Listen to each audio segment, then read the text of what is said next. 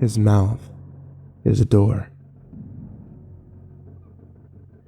"Where do you want to go?" he whispers. A tongue, short and pink, slips out and hangs over a generous lower lip. Eel slick, a leafy gutter after a late October rainstorm. Far away, a planet annihilates into its sun. "To them," she replies, and reaches with a tentative hand. The door widens to accommodate. Skin splits, then knits. New teeth sprout from elongated gums. Enamel amaryllises. Hand, wrist, forearm. The door makes room. It did for me. I was the first to try and succeed.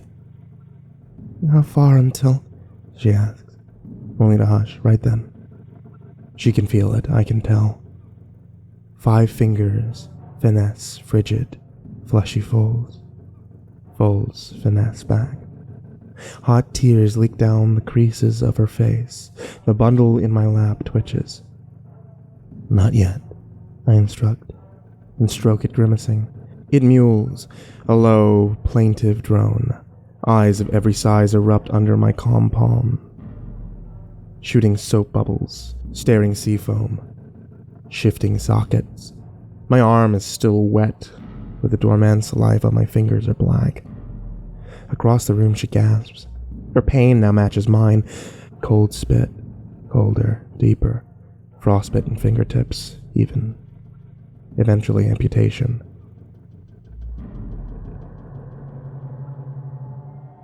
When I was young, my father forced me to deliver a stillborn calf.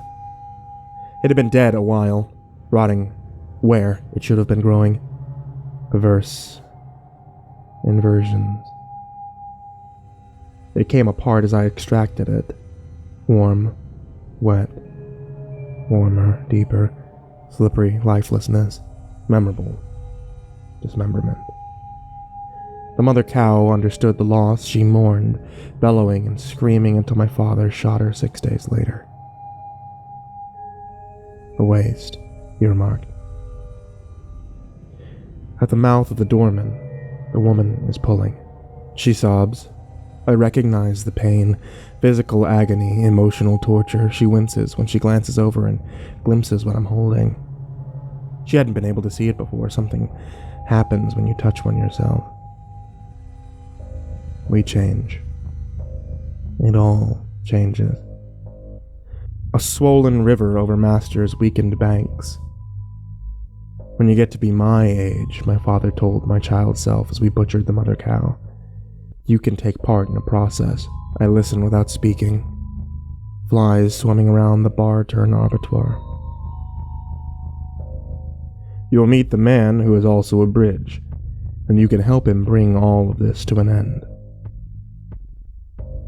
Memories of the mother cow, immobilized and shrieking as I rooted through her body to dredge out the remains of her baby, swirled through my head. A howling hurricane wind, warping and bending a sapling. Her blood glinted off my father's knife. Her baby fertilized the pasture where the other cows fed. They too would die, as would everything. Ad infinitum. I stared into his face as he spoke the words that would matter most. "You can plant these seeds. You can ignite the last fire." A stellar doorman overmasters universal boundaries. The doorman and the woman are separate again. In her arms, writhing and keening and wailing, is what she'd been reaching for. It extends its limbs to touch its partner, still nestled in my lap. "Why did you come?" the woman asks. Her wrist and hand are black. Chips of frozen saliva break off and fall to the floor like heavy snowflakes. We hadn't shared any words to this point. She simply arrived at the doorman's location moments after I did. "My father said I know when to come here," I told her. "That I'd meet a man who is also a bridge." She nods.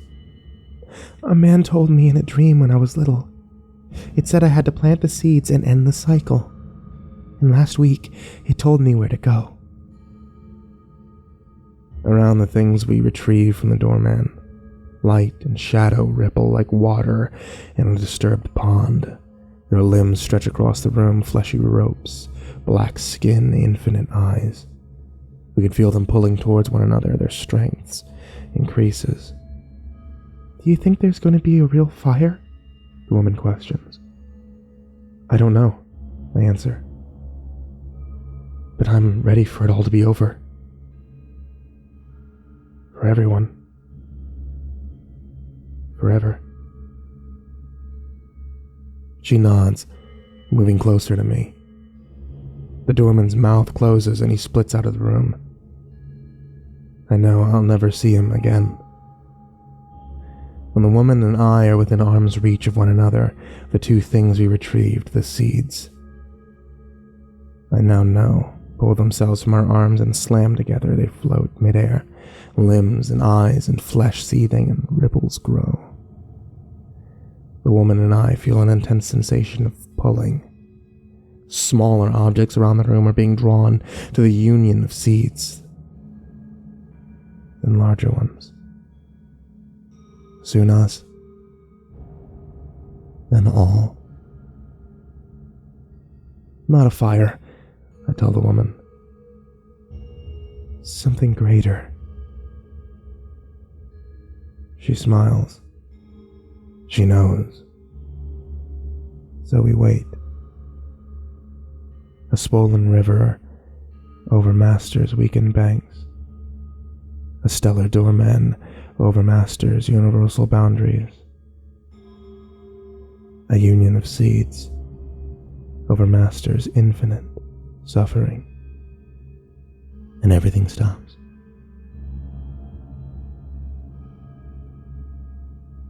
And nothing is self. Nothing. Nothings.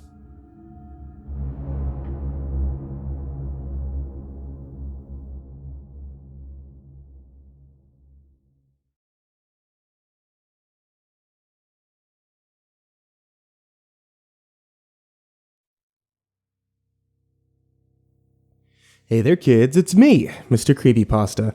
I hope you enjoyed tonight's story, and thank you all for listening.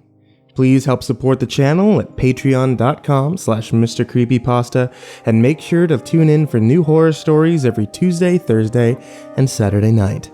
Many of the horror authors that I've worked with throughout this channel have all come together to work on one big book series, the CreepyPasta Collections Volume 1 and 2.